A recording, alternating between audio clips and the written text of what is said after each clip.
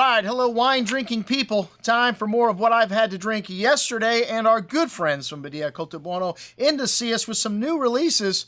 That's right, this is a famous property in Tuscany. The property is 1,000 years old. One of the things we love about history in Italy, it goes back not hundreds of years, but in some case, 1,000 years in areas like Tuscany. And this Coltibuono, to me, the ultimate expression of traditional Chianti. And Sangiovese, a lighter grape, so it doesn't get the attention it deserves. This style of Chianti, a lot of times, to me, just gets average scores, which 85, 87 points. And the wines are not expensive, but to me, like I said, they are quintessential examples of the Sangiovese varietal. Light in color, a wonderful perfume, and an expression of the terroir it comes out of, much like Pinot Noir.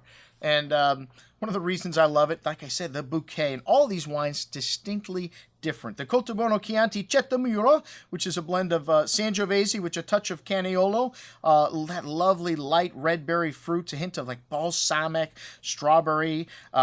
This winery's got all the technology, but like I said, they still make an old world style. They were one of the first wineries to go all organic in the 1980s, and no oak with this cuvee. Like I said, just the ultimate expression of Sangiovese, little herbs and flower notes, a very hot vintage. And you get that lovely ripe fruit here, but still nice fresh acidity at the end, smooth tannins, and a little bit of that balsamic and strawberry note. Just quintessential Sangiovese, and $10 a bottle. Wow. Incredible value you find in Italy.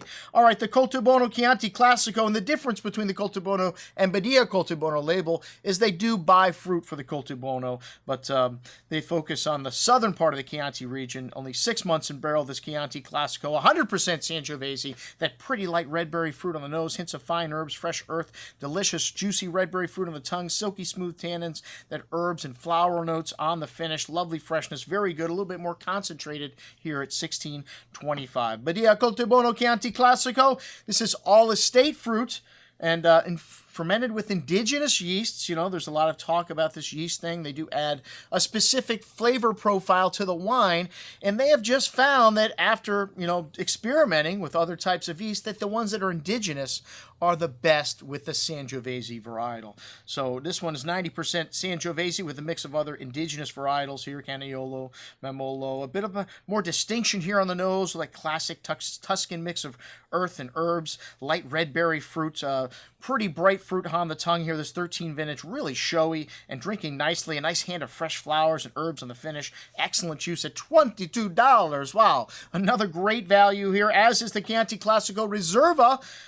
This is a blend of the best vineyard sites here. The same blend as the Chianti Classico, though. Nice concentration of aromas here. This 2010, an outstanding vintage in Tuscany. One that's going to need some time, but it's got all that nuance. The meat, the dark spices, the tar, the black truffles, the leather, saddle, and that pretty red berry fruit as well. A classic vintage in Chianti. This wine shows great structure and depth here, and needs a little bit of time, but excellent.